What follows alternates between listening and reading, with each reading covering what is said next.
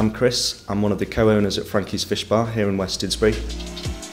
Fish and chips is going to undoubtedly be one of those cuisines that is around forever. It's quintessentially British. It's got that traditional home hearty feel to it. Here at Frankies we serve our main two types of fish, that being cod and haddock. Every now and again we like to put on a guest fish or a fish of the week. I think if you were going to do fish and chips at home in the home environment, I think the best fish to always stick with is cod. Go to your local fishmonger, he'll always be able to advise you on, other alternatives if you do want to mix it up a little bit and experiment. But to keep it safe and to get a really good product out of it, I think cod is always going to be the best way forward. When making batter in the home, you can follow a very basic and simple recipe. One that I'd recommend is using self-raising flour, water, and then all you need to do is put your flour in the bottom of the mixing bowl, gradually add the water and stir till you've got the perfect consistency.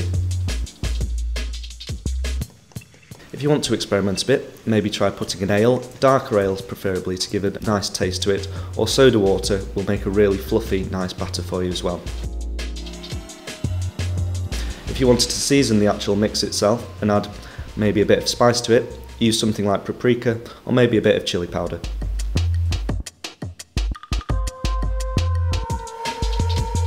To check that you've got the perfect consistency, simply get a fork out of your kitchen drawer, dip it in and then draw a figure 8 in the top. If by the time you get back to the start of that number 8, you can still see the circle, then it's perfect.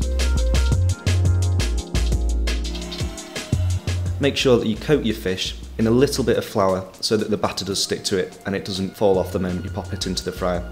Then lower your fish gently into the batter, make sure it's evenly coated, and then once you've done that, gently lower it into the fryer to avoid splashback.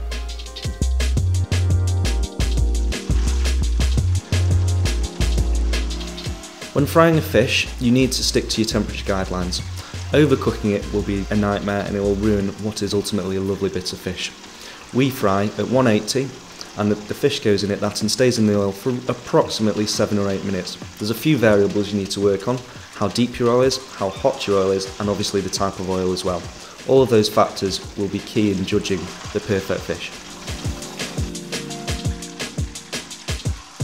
At Frankies Fish Bar, we ultimately believe that a thicker chip is a better chip. We use a couple of millimetres thicker than most fish and chip shops, and we use a nice Maris Piper. If you want to have things to accompany it, maybe try making your own made mushy peas or a homemade tartar sauce. If you're really going for the fish and chip shop effect, it's a nice thing to experiment with. If you're not quite feeling that adventurous, then just get down to your local chippy and let me do the hard work for you.